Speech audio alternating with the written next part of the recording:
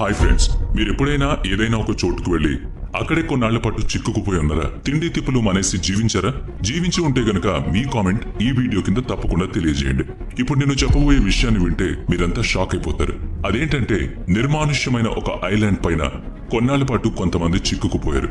ఈ విషయానికి సంబంధించి ఎంతో ఇంట్రెస్టింగ్ ఇన్ఫర్మేషన్ ఇప్పుడు నేను మీకు ఇవ్వబోతున్నాను. సో ఈ వీడియోని ఎక్కడ స్కిప్ చేయకుండా పూర్తిగా చూడండి. కొంతమంది ఇదిగో ఇక్కడ కనిపిస్తున్న ఐలాండ్ లో కొన్నాళ్ల పాటు చిక్కుకుపోయారు. అది వారికి ఒక భయంకరమైన అనుభవం. ఐలాండ్ లో ఎవరి సహాయం దొరకదు, ఎవరు అక్కడకు రాలేరు. అలాంటి టైంలో అక్కడ చిక్కుకుపోయిన వాళ్ళు ఆకలి తట్టుకోలేక చనిపోయారు. మరికొంతమంది రకరకాల వ్యాధులతో చనిపోయారు. అయితే ఇక్కడ ఇంకొక షాకింగ్ విషయం ఏంటంటే వీరంతా ఈ ఐలాండ్ కు ఏదో పిక్నిక్ కోసమో సరదా కోసమో రాలేదు. కొంతమంది స్వార్థపరులు వాళ్ళందరినీ ఇక్కడ వదిలేసి వెళ్లిపోయారు. మళ్లీ వచ్చి తీసుకువెళ్తామని చెప్పి వెళ్లారు. కానీ 15 ఏళ్ల పాటు వాళ్ళు రాలేదు. ఈ 15 ఏళ్ల పాటు వీళ్ళంతా ఈ ఐలాండ్ లోని నరక యాతన చూశారు. నిజంగా వీరంతా అక్కడ ఎలా జీవించారో చూస్తే మీకు కన్నీళ్లాగు. ఈ ఘోరం 1761లో జరిగింది. అప్పట్లో ప్రపంచం నల్ల జాతీయులను బానిసలుగా చూసేది. వారితో గొడ్డు చాకిరీ చేయించుకునేది. ఒక టైంలో ఫ్రాన్స్ వ్యాపారవేత్తలు షిప్ల ద్వారా మెడగాస్కర్, మారిషస్ మధ్యలో వ్యాపారాలు చేసేవాళ్లు. అదే టైంలో తమకు బానిసలుగా ఉన్న బ్లాక్ పర్సన్స్ ని ఈ షిప్లలో తీసుకువెళ్తూ ఉండేవారు. అయితే అప్పట్లో ఇలా చేయడం ఒక నేరం. అయినా కూడా ఫ్రెంచ్ వ్యాపారులు వీళ్లను తక్కువ రేటుకు కొనుక్కుని ఐలాండ్ దాటించేవాళ్లు.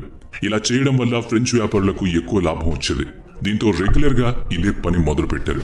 అయితే ఒకసారి మారిషస్ నుంచి మెడగాస్కర్ వెళుతున్న షిప్ లో 107 మంది నల్ల జాతీయులున్నారు. వీళ్లు వెళుతున్న ఈ మార్గంలో ట్రోమెలిన్ అనే ఒక ఐలాండ్ ఉంది. దీని పొడవు ఎంత ఉంటుందంటే జస్ట్ 1.5 కిలోమీటర్స్, వెడల్పు వచ్చేసి 800 మీటర్లు. ఈ ఐలాండ్ ఎలా ఉంటుందంటే అక్కడ చెట్లు ఎక్కువగా ఉండవు, కేవలం ఇసుక మాత్రమే ఉంటుంది. అయితే మారిషస్ వెళ్తున్న షిప్ లో కెప్టెన్ కు అందులో ఉన్న వాళ్ళకి పెద్ద గొడవ జరిగింది. ఆ టైంలో వాళ్ళు ప్రయాణిస్తున్న షిప్ అదుపు తప్పి ట్రోమెలిన్ ఐలాండ్ ను ఢీకొంది. ఆ తర్వాత షిప్ నీటిలో మునిగిపోతూ ఉంది. అందులో ప్రయాణిస్తున్న వర్కర్లు బానిసల్లో చాలా మంది నీటిలో మునిగిపోయారు. మరికొంతమంది వారి ప్రాణాలను ఎలాగోలా కాపాడుకుని ఈ ట్రోమెలిన్ ఐలాండ్ కు చేరుకున్నారు. వీళ్లలో 80 మంది బానిసలతో కొంతమంది తెల్ల జాతీయులు, కెప్టెన్ కూడా ఉన్నారు. పడవ మునిగిపోతున్న సమయంలో అందులో ఉన్న ఆహారాన్ని, వస్తువులను కొంతమంది తెచ్చుకున్నారు. అయితే ఎవరైతే షిప్ లో ఉన్నప్పుడు గొడవ పడ్డారో వాళ్లలో కొంతమంది ఈ ఐలాండ్ పైకి వచ్చిన తర్వాత కూడా గొడవ పడ్డం మొదలు పెట్టారు. అయితే వాళ్లలో ఉన్న ఒక పెద్ద మనిషి ఆ గొడవను ఆపాడు.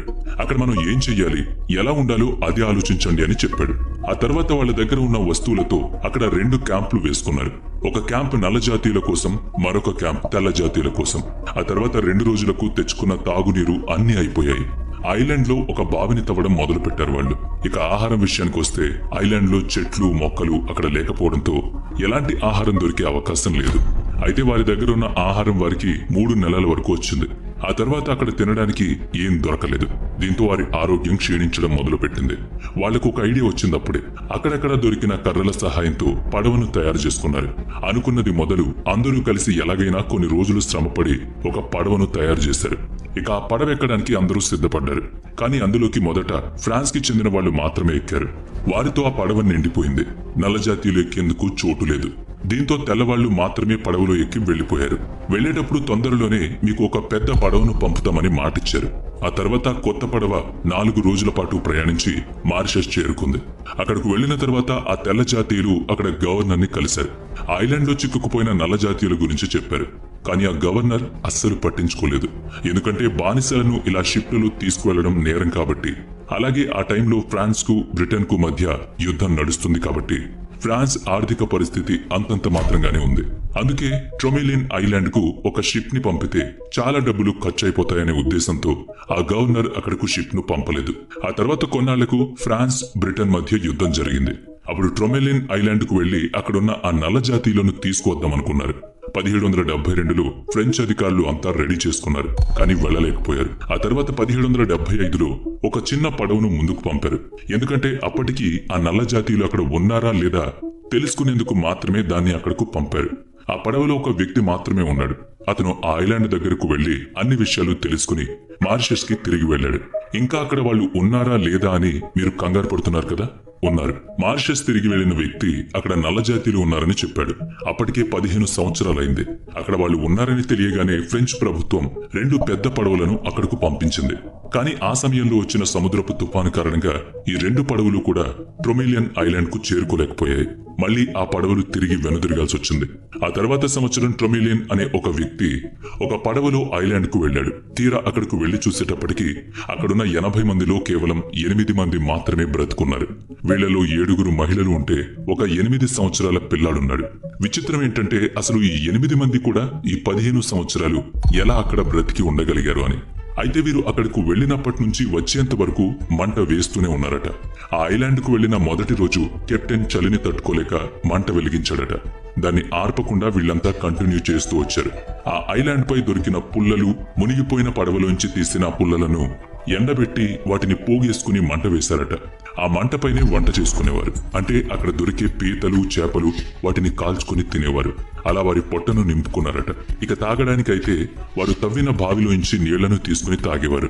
ఇలా నీరు, ఆహారం కొంతైనా వాళ్ళకి దొరికింది కాబట్టే ఇన్నేళ్లు వాళ్ళు హాయిగా ఉండగలిగారు. అయితే వీళ్ళు చాలా సార్లు అక్కడి నుంచి బయటపడాలని చాలా ప్రయత్నాలు చేశారట. తెల్ల జాతీయులు కొత్త పడవల్లో వెళ్లిపోయి 2 సంవత్సరాల తర్వాత వీరంతా ఒక చిన్న పడవను తయారు చేసుకున్నారట. ఆ తర్వాత ఒక 18 మంది ఉన్న గ్రూప్ ఆ పడవ ఎక్కి ఐలాండ్ నుంచి బయలుదేరారు. కానీ వాళ్ళు వెనక్కి తిరిగి రాలేదు. వారు అసలు చేరాల్సిన గమ్యానికి వెళ్లారో లేదో కూడా ఇప్పటికీ ఎవరికీ తెలియదు. అయితే కొంతమంది అన్నదేంటంటే వారికి దారి సరిగా తెలియక ఎక్కడో కొట్టుకుపోయి ఉంటారని అంటున్నారు. మరికొంతమంది అయితే సముద్ర తుఫానులో చిక్కుకుని ప్రాణాలు కోల్పోయి ఉంటారని చెప్తున్నారు. ఇలా వీళ్లు వెళ్లిన తర్వాత అక్కడున్న వాళ్ళు ఎవరూ కూడా అక్కడి నుంచి వెళ్లడానికి సాహసించలేదు. అక్కడే ఉండి జీవించడానికి ప్రత్యామ్నాయాన్ని చూసుకున్నారు. అయితే తుఫాన్లు, సముద్రపు అలలు, ఐలాండ్ పైకి రావడం, ఆహార కొరత ఇవన్నీ వారి ప్రాణాలు తీసింది. కొందరైతే ప్రాణాంతకమైన వ్యాధులు వచ్చి చనిపోయారు. మొత్తానికి 1776లో వీరిని రెస్క్యూ చేశారు. అయితే బతికి ఉన్న వ్యక్తుల స్టోరీ మాత్రం 2006లో బయటపడింది. అప్పుడు ఒక ఫ్రెంచ్ పరిశోధకుడు దీనిపై రీసెర్చ్ చేశాడు. అసలు వాళ్ళు అక్కడ ఎలా ఉన్నారో తెలుసుకోవడానికి ట్రొమిలియన్ ఐలాండ్ కు వెళ్లాడు. ఆ ఐలాండ్ పైన వెతుకుతున్న సమయంలో 5 మీటర్ల లోతులో ఒక బావి కనిపించింది. నల్ల జాతీయులు తయారు చేసుకున్న ఒక కిచెన్ కూడా కనిపించింది. దీన్ని ఎలా తయారు చేశారంటే ఇసుకను తవ్వి దాని లోపల చుట్టూ రాళ్లను పేర్చారు. అలాగే గదుల్లాంటి చిన్న చిన్న నిర్మాణాలు కూడా కనిపించాయి. వాళ్ళు రాత్రిపూట అక్కడే తలదాచుకునేవారని అర్థమైంది. కిచెన్ రూమ్ లో ఇత్తడి వస్తువులు, స్పూన్లు దొరికాయి. ఈ రీసెర్చర్లకు 2 నల్ల జాతీయుల సమాధులు కూడా దొరికాయి. ఆ అస్థిపంజరాలపై పరిశోధనలు చేసి వారు సహజ సిద్ధంగానే చనిపోయినట్టు తేలింది. వారిని ఎవ్వరూ కాపాడడానికి రారని తెలిసిన తర్వాత వాళ్ళు ఐలాండ్ ను ఒక ఇంటిగా మార్చేసుకున్నారు. పడవలోంచి తీసుకున్న కొన్ని వస్తువులు ఉండడం వల్ల వంట చేసుకోవడానికి వీలైంది. అయితే చనిపోయింది ఎక్కువ మంది అయితే 2 సమాధులు మాత్రమే దొరికాయనే క్వశ్చన్ మార్క్ రావచ్చు. అయితే కొంతకాలం కిందట నిధులు వెతికే పనిలో భాగంగా కొంతమంది ఈ ఐలాండ్ కు కూడా వచ్చారు. అప్పుడు వారు జరిపిన తవ్వకాల్లో ఈ సమాధులు పాడైపోయాయి. ఈ ఐలాండ్ నుంచి బయటపడ్డ 8 మందికి అప్పటి గవర్నర్ ఇళ్లు కట్టించారు.